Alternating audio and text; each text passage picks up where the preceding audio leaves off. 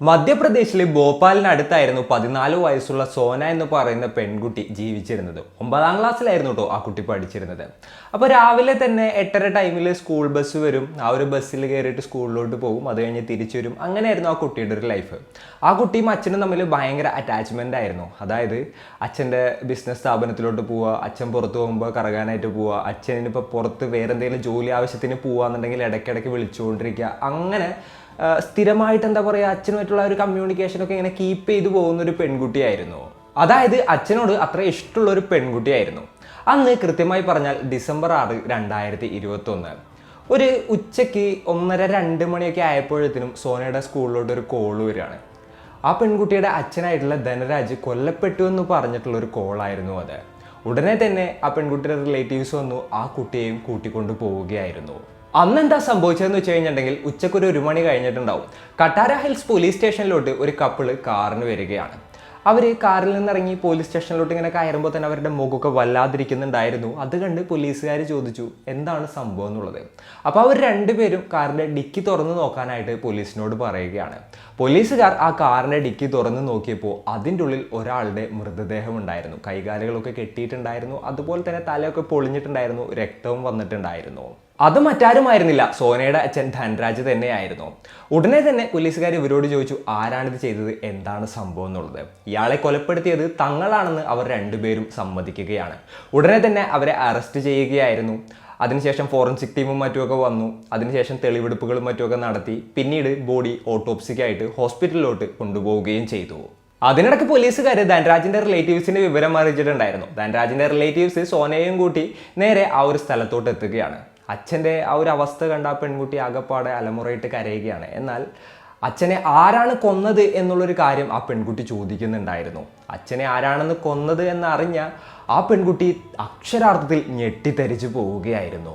ആരാണ് ധൻരാജിനെ കൊന്നത്, എന്തൊക്കെയാണ് അയാളുടെ ജീവിതത്തിൽ സംഭവിച്ചത്, ഇതിനും മാത്രം ശത്രുത വരാൻ അയാൾ എന്തൊക്കെയാണ് ചെയ്തത്, ഇത്തരത്തിലുള്ള കാര്യങ്ങളാണ് ഇന്നത്തെ വീഡിയോയിലൂടെ നമ്മൾ ഡിസ്കസ് ചെയ്യാൻ പോകുന്നത്. Hello guys, welcome back to the channel. Raseen this side. ഈ ധനരാജിന്റെ കാര്യം പറയാന്നുണ്ടെങ്കിൽ ആളൊരു കർഷകനായിരുന്നു. സാധാരണ ഒരു കർഷകനായിരുന്നില്ല. ആൾക്ക് ഒരുപാടധികം ലാൻഡും കാര്യങ്ങളൊക്കെ ഉണ്ടായിരുന്നു. അതിനോടൊപ്പം തന്നെ ബിസിനസ്സും ഉണ്ടായിരുന്നു. ഈ അഗ്രികൾച്ചറൽ എക്യുപ്മെന്റ്സിന്റെ സെയിൽസും കാര്യങ്ങളൊക്കെ ആയിരുന്നു അത്. അതായത് മെയിനായിട്ട് പൈപ്പ് ലൈൻ്റെ പരിപാടികൾ, പിന്നെ മോട്ടറിന്റെ സെയിൽസ്, അങ്ങനെയുള്ള കാര്യങ്ങളൊക്കെ ആയിരുന്നു ആൾ ചെയ്തുകൊണ്ടിരുന്നത്. അതായത് ഫൈനാൻഷ്യലി നല്ല സൗണ്ട് ആയിട്ടുള്ള ഒരു വ്യക്തിയായിരുന്നു അദ്ദേഹം. അങ്ങനെ 2006 ഇയാളുടെ കല്യാണം കഴിയുന്നത്. സംഗീത എന്നായിരുന്നു ആളുടെ വൈഫിന്റെ പേര്. അവർക്ക് ഒരു പെൺകുട്ടിയും ഒരു ആൺകുട്ടിയും ജനിക്കുകയാണ്. മൂത്തതായിരുന്നു ആ പെൺകുട്ടി, അതാണ് സോന എന്ന് പറയുന്ന ആ കുട്ടി. അവർ ഗ്രാമത്തിലായിരുന്നു താമസിച്ചിരുന്നത്. എന്നാൽ കുട്ടികൾ കുറച്ച് വലുതായപ്പോൾ അവരുടെ എഡ്യൂക്കേഷന് വേണ്ടിയിട്ട് അവർ ടൗണിലോട്ട് മാറുകയാണ്. അങ്ങനെ അവരൊരു ഫ്ലാറ്റ് എടുത്തു, ഫ്ലാറ്റ് നമ്പർ 109. അവിടെ അവരിങ്ങനെ ജീവിതം തുടരുകയാണ്. അപ്പോൾ ധൻരാജിൻ്റെ 2 കുട്ടികളും ഇതേപോലെ തന്നെ സ്കൂളിലോട്ട് പോകും. ധൻരാജ് ആണെന്നുണ്ടെങ്കിൽ ബിസിനസ് ആവശ്യങ്ങൾക്ക് വേണ്ടിയിട്ട് പുറത്തോട്ട് പോകും, പല പല ഗ്രാമങ്ങളിലോട്ട് പോകും ബിസിനസ്സിനും മറ്റുമൊക്കെ വേണ്ടിയിട്ട്. ആ ഒരു ടൈമിൽ സംഗീതം മാത്രമായിരുന്നു ആ ഫ്ലാറ്റിൽ ഉണ്ടായിരുന്നത്. അതൊരു ടൗൺ ഏരിയ ആയതുകൊണ്ട് തന്നെ തൊട്ടടുത്തുള്ള ഫ്ലാറ്റിലുള്ളവരുമായിട്ട് വരെ വലിയ രീതിയിലുള്ള ഒരു ബന്ധം ഇവർക്ക് ഉണ്ടായിരുന്നില്ല.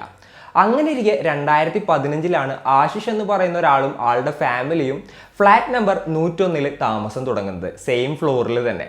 അപ്പോൾ ആളുടെ അച്ഛൻ, അമ്മ, മുത്തശ്ശൻ, പിന്നെ ആളുടെ വൈഫ്, കുട്ടി, അതേപോലെ ഒരു വലിയ ഫാമിലി ആയിരുന്നു അവിടെ താമസിക്കാനായിട്ട് വന്നിട്ടുണ്ടായത്.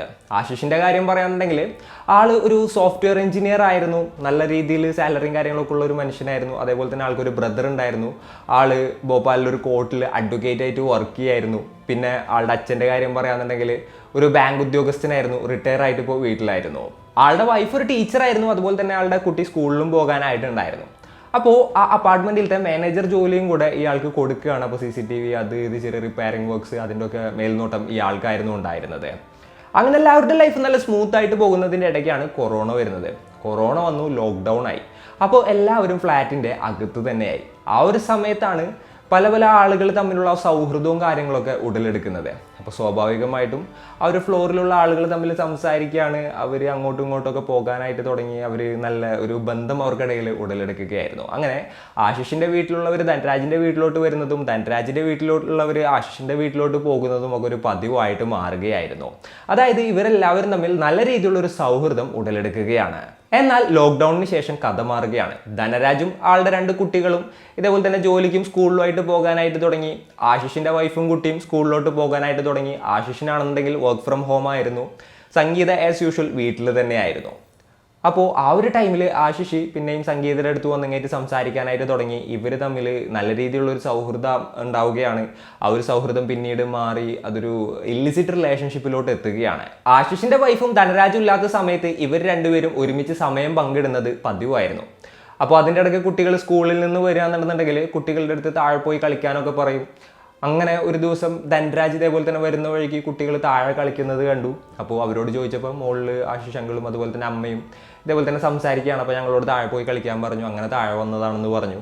അപ്പോൾ ഇയാൾക്ക് വീണ്ടും സംശയമായി.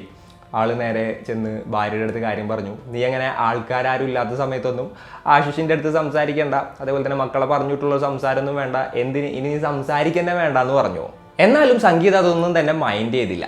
അപ്പോൾ അവർക്കിടയിൽ അതിൻ്റെ പേരിൽ പ്രശ്നവും കാര്യങ്ങളൊക്കെ പതിവാകുന്ന ഒരു സിറ്റുവേഷനിലോട്ട് കാര്യങ്ങളെത്തി. ആൾ ആശിഷിനെയും കണ്ട് നല്ല രീതിയിൽ സംസാരിച്ചു. അതായത് ഇനി എൻ്റെ ഭാര്യയുടെ അടുത്ത് വന്ന് സംസാരിക്കുകയാണെന്നുണ്ടെങ്കിൽ കൊന്നുകളയും, വെച്ചേക്കില്ല എന്നുള്ള രീതിയിലൊക്കെ സംസാരിക്കുകയാണ്. അപ്പോൾ ഭയങ്കര ഇഷ്യൂസ് ഉണ്ടാവുകയാണ് ഇവർക്കിടയിൽ. അപ്പോൾ അതിൻ്റെ ഇടയിൽ ധനരാജ് വേറൊരു കാര്യം കൂടെ പ്ലാൻ ചെയ്യുന്നുണ്ടായിരുന്നു. എന്തായാലും ഇനി ഇവിടെ നിന്ന് കഴിഞ്ഞിട്ടുണ്ടെങ്കിൽ ശരിയാവില്ല, എത്ര പറഞ്ഞിട്ടുണ്ടെന്നുണ്ടെങ്കിലും അത് എന്താ പറയുക വിലപ്പോകില്ല. സോ ഫ്ലാറ്റ് മാറാമെന്നുള്ളൊരു തീരുമാനത്തിലോട്ട് ആൾ എത്തുകയായിരുന്നു. ആ ഒരു സമയത്ത് ആശിഷും സംഗീതയും തമ്മിലുള്ള കോൺടാക്റ്റിനും കാര്യങ്ങൾക്കും യാതൊരു കുറവൊന്നും ഉണ്ടായിരുന്നില്ല. അവർ ഫോൺ ത്രൂ നല്ല രീതിയിൽ സംസാരിക്കുന്നുണ്ടായിരുന്നു. അപ്പോൾ അവർക്ക് മനസ്സിലായി ഈ ഒരു ധനരാജ് ഉള്ളിടത്തോളം കാലം അവർക്ക് ഒരുമിക്കാനായിട്ട് പറ്റില്ല എന്നുള്ളത്. അപ്പോൾ അവർ ചിന്തിച്ചൊരു കാര്യം എന്തായിരുന്നു എന്ന് വെച്ച് കഴിഞ്ഞിട്ടുണ്ടെങ്കിൽ ഇയാൾ ഇല്ലാതാക്കുക എന്നുള്ളതായിരുന്നു. ഇയാൾ മരിച്ചു കഴിഞ്ഞിട്ടുണ്ടെന്നുണ്ടെങ്കിൽ വേറെ ഇഷ്യൂസ് ഒന്നും ഉണ്ടാകില്ലല്ലോ എന്നുള്ളൊരു ചിന്തയിലോട്ട് അവരെത്തുകയാണ്. അപ്പോൾ ഇയാളെ കൊല്ലാനായിട്ട് അവർ വ്യക്തമായിട്ടുള്ള ഒരു പ്ലാൻ ഇടുകയും ചെയ്തു.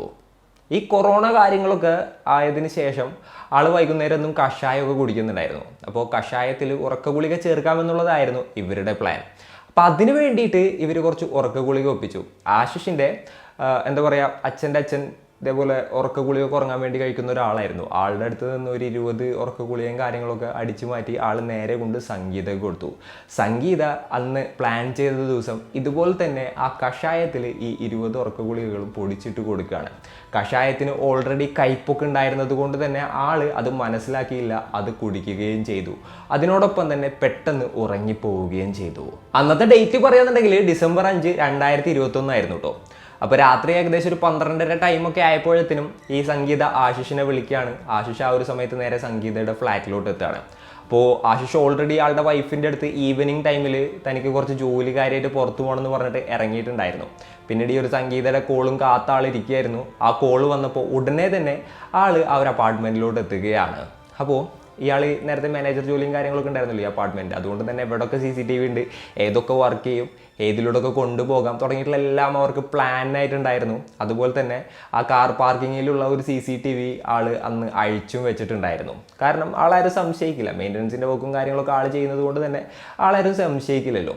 അങ്ങനെ ഈ ഒരു 12:30 ടൈമൊക്കെ ആയപ്പോഴത്തേനും ആൾ ആ ഒരു വീട്ടിലോട്ടെത്തി. സംഗീത വീടിൻ്റെ ഡോറും കാര്യങ്ങളൊന്നും തന്നെ ലോക്ക് ചെയ്തിട്ടുണ്ടായിരുന്നില്ല, അയാളെ കാത്തിരിക്കുകയായിരുന്നു. അപ്പോൾ ആ കുട്ടികൾ രണ്ടുപേരും വേറൊരു മുറിയിൽ കിടന്നുറങ്ങുകയായിരുന്നു. ഈ ധനരാജ് ആണെന്നുണ്ടെങ്കിൽ ഉറക്ക ഗുളിക കഴിച്ച് മറ്റൊരു മുറിയിൽ ഇങ്ങനെ കിടക്കുകയായിരുന്നു. അപ്പോൾ ഇവർ വന്നിട്ട് ആദ്യം തന്നെ തലയണ എടുത്ത് മുഖത്ത് വെച്ച് അമർത്തി കൊലപ്പെടുത്താനായിട്ട് നോക്കുകയാണ്. എന്നാൽ ആ ഒരു ശ്രമം പാളിപ്പോവുകയാണ്. അതിനുശേഷം അവിടെ അടുത്തുണ്ടായിരുന്ന ഒരു ചുറ്റിക എടുത്ത് അയാളുടെ തലക്കിട്ടടിച്ച് കൊലപ്പെടുത്താനായിട്ട് ശ്രമിച്ചു. അതിനോടൊപ്പം തന്നെ ഒരു തുണിയെടുത്ത് കഴുത്ത് ഞെരിച്ച് കൊലപ്പെടുത്താനായിട്ട് ശ്രമിക്കുകയാണ്. അങ്ങനെ അവരുടെ ശ്രമത്തിനൊടുവിൽ അയാൾ ഇതേപോലെ തന്നെ കൊല്ലപ്പെടുകയും ചെയ്തു. അയാൾ മരിച്ചു എന്ന് ഉറപ്പായ ശേഷം ആ ബോഡി അവർ രണ്ടുപേരും കൂടെ ആ ഫ്ലാറ്റിൽ നിന്ന് എടുത്തുകൊണ്ട് പോവുകയാണ്. ആ സ്റ്റെപ്പ് വഴി അവർ താഴോട്ട് ഇറക്കി കാർ പാർക്കിങ്ങിൽ ആശിഷിൻ്റെ കാർ ഉണ്ടായിരുന്നു. ആ കാറിൻ്റെ ഡിക്കിയിൽ ആ ബോഡി വെക്കുകയായിരുന്നു. അപ്പോൾ ഏകദേശം 2 മണി ടൈമൊക്കെ ആയിട്ടുണ്ടായിരുന്നു. അതുകൊണ്ട് തന്നെ ആ ഫ്ലാറ്റിലൊന്നും ആളനൊക്കെ ഒന്നും ഉണ്ടായിരുന്നില്ല. അതുകൊണ്ട് ഇതൊന്നും തന്നെ ആരും അറിഞ്ഞിട്ടുണ്ടായിരുന്നില്ല.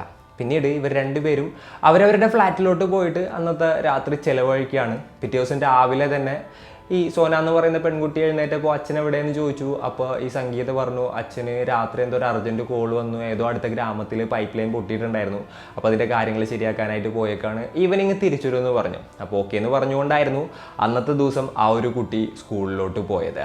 അപ്പോൾ കുട്ടികളൊക്കെ സ്കൂളിലോട്ട് വിട്ടതിന് ശേഷം ഇവർ രണ്ടുപേരും കൂടെ ആ ഒരു കാർ എടുത്തിട്ട് ഈ ബോഡി ഡിസ്പോസ് ചെയ്യാൻ വേണ്ടിയിട്ട് ഇറങ്ങുകയാണ്.